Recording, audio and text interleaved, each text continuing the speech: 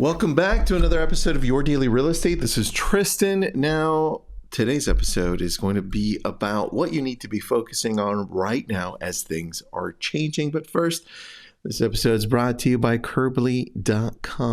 That's real estate news by real estate agents for real estate agents. And it's spelled Kirbly.com. Check us out.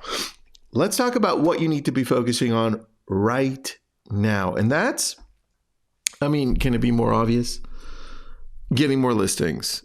And here are the 4 ways, some of the 4 ways, by the way, there are more, some of the 4 ways that we are focusing on some things. So here they are. Number 1, in no specific order, but I just want to put them out there. Number 1 is social.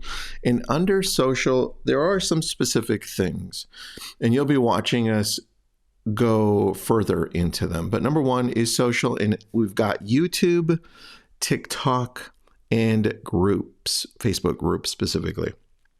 Those are going to be your biggest opportunities as far as going into a niche. And if you're on YouTube or you already are on YouTube and have been doing this for a while, amazing, great job. If you're just stepping into it, the idea would be to go into a niche and say, yes, I am the expert in this area because I live here and I work here. And these are the things to do. These are the updates. Same thing with TikTok. We're going a little bit of a different route on TikTok. As far as a community, we're going to be testing out, and I tested this out a year ago, and it worked really well. For us, it's overrated, underrated, but through personalities. Somebody I call Tristan, and we're going to be focusing on California, and then the celebrity homes that are selling or have sold. So think of your opportunities in your area using TikTok, and obviously groups. The best example I have is my friend Blair Ballin. He's got Living at North Phoenix. He's now done a live event and he has masterminds and get-togethers. It's an amazing thing. You could definitely grow your group, but any one of these 3 requires a lot of attention, whichever route you're going to go. But social is by far the biggest opportunity you have, but it does take a longer time. Number 2 is your database. Database, but you've got to use the HOP system. That's HOP, right? Your brand has to meet them at home, online, or in person, and it's got to be over a long period of time. And you got to go further into it. It's not just, here, there.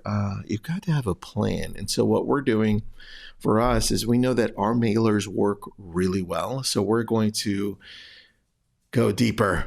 That means we're going to send more, and the call to actions are going to connect with what the consumer wants specifically for the areas we're covering. It's not everyone, it's a specific audience. So for you, what's your opportunity when it comes to your database? How often are you touching them through your brand meeting them at home, online, and in person? Number 3, online, not social, but online, Google and other ways. But for us, we're looking at some seller companies, seller leads. And over the last years, when companies have been selling online leads that are for us that say, hey, these are seller leads, they haven't been that good. They're okay here and there. So we're looking for companies that either set appointments for us and or leads that create the opportunity for somebody to say, yeah, you know what, I'm interested in checking out the value of my home. And I know those are longer term nurtures. But again, it doesn't change the fact that we get the same type of lead when it comes to buyers. We're just used to nurturing them. And so here we're looking to nurture seller leads longer term. So we're looking at companies right now. We're testing them out. In fact, we're testing out Google PPC, Facebook lead ads, and some other companies that do email marketing for seller leads. So I would want you to explore and say, what's out there right now that's helping push the envelope when it comes to online seller leads? You won't know if you don't test out. That's what we're doing. And lastly, when it comes to The one thing we're going to do more of, in fact, we're 4Xing it. We're being very specific as to how many times we're mailing out, but we are going to be mailing 4 times more than we're currently doing. And we're already mailing pretty heavily postcards, handwritten notes.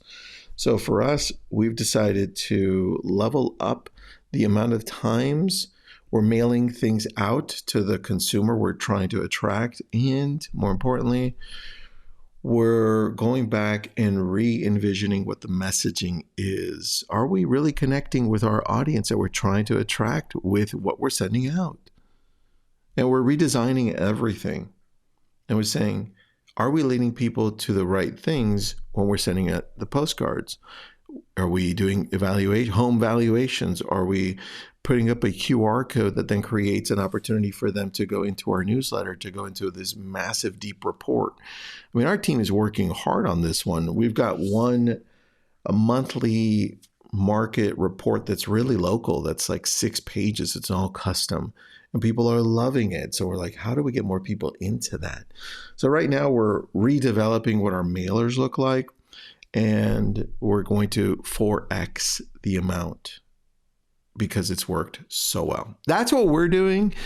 Again, a lot of opportunities. I want to just give you some ideas so you start pivoting in your mind, because by the time you know it, you're like, damn it, I should have done this months ago. Well, here's your opportunity. Let's do it.